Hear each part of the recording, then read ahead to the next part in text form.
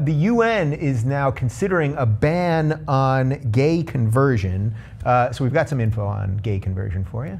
The UN Committee Against Torture has filed a shadow report on the subject. The shadow report focuses on the US and urges every state to adopt legislation or regulations prohibiting state-licensed professionals from attempting to change a minor's sexual orientation or gender identity. I'm going to tell you a little bit more about what's going on in America, but first, if the NCLR and its allies are successful in having the UN panel declare that anti-gay therapy is torture, it could have implications for the US and other countries. As signatories of the Convention Against Torture and other cruel, inhuman, or degrading treatment or punishment treaty, it's possible that such nations could be obliged as a matter of international law not to allow the practice of sexual orientation, change efforts, or prosecute individuals that perform it.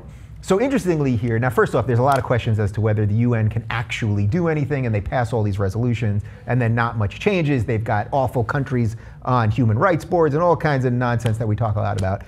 But in the United States right now, 48 of our states still allow gay conversion therapy. Michelle Bachmann's husband was a gay conversion therapist. Whitney, do you have any jokes on that one for me? Oh my God, she's Satan. Everything around her is Satan. Yeah, I don't know where to start with that. But when I saw this, it was making me think that maybe this is more important for Americans to stand up than even gay marriage at this point. Yeah. Because the gay marriage thing is happened. Like basically now there's going to be a mess in Florida because of the new governor, and Texas it's going to take a while. You're Florida, yeah. Mm-hmm. But it's pretty much happened, and if you live in America and you really want to marry a person of the same sex, you can go to a place and be treated equally by the law. But that this is much more damaging because it's what it's doing to young people, right? What people need to realize is that this is essentially the equivalent of, taking an African-American kid, putting them in a camp, and telling them that they need to become white by the time they leave. Yeah.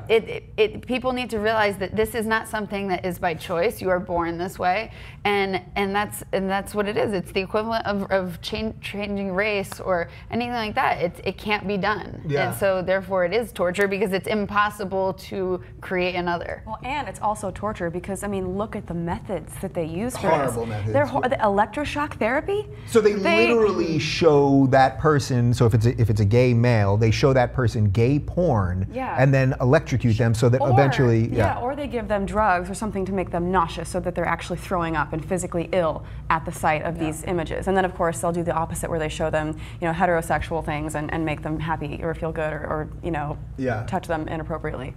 So it's just that is torture. That is so much. It also seems like it totally crosses blurred lines between molestation and weirdness that goes along with that. I mean, well, it's also like all these these camps where they do this, and it's like these adults that are obviously closeted, and they're like, how do you get past your gay feelings? You have to cuddle with me for an hour while you tell me about your sexual fantasies. I mean, really disgusting stuff. What does this say though about America? Because this seems to me like this would be going on in the rest of the world, but it's still happening here. How have we not? We got the gay marriage thing going, okay, great, but how did we leave this like severely damaging psychological thing in place?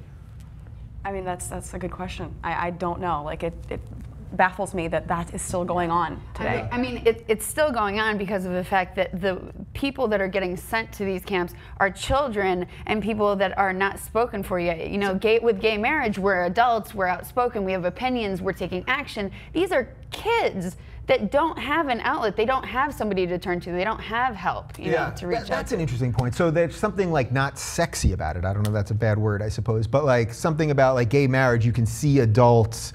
There's a way to frame it that seems mature or something, and this, it's so gross actually. Outspoken. I mean, just for being a known thing. These conversion camps, I think the people that know about it are the parents that want to put their kids in it. Yeah. It's not something that's really discussed outside of that because, those people are adults and they're embracing their sexuality and they're working towards gay marriage, but they're forgetting about, the youth that are getting put into these actual. And that's where government is supposed to come in. in, because this is child abuse. Exactly. You know, they should not have the ability to do that to their children. Yeah. So obviously the problem lies with the government not having stricter regulations on this. I can't believe they're still allowing it. But also we need to focus on the parents and the mentality that goes behind creating this type of thing to begin with. Yeah, so there's definitely been a theme to this show between government and religion and saying, but this must be one of those things that drives you particularly crazy, right? Because the conversion people, most of this, I would venture to say that probably 95% of it is based in religion somehow, or across the board. It's all the religions. I know everybody wants to pick a religion. It's like, you hate that religion. All the religions do this awful conversion shit. Right. So this must be something that particularly drives you nuts, because it shows how the government and religion are still so intertwined. There's just not the separation of church and state that there needs to be, and it's just yet another example of how religion poisons everything.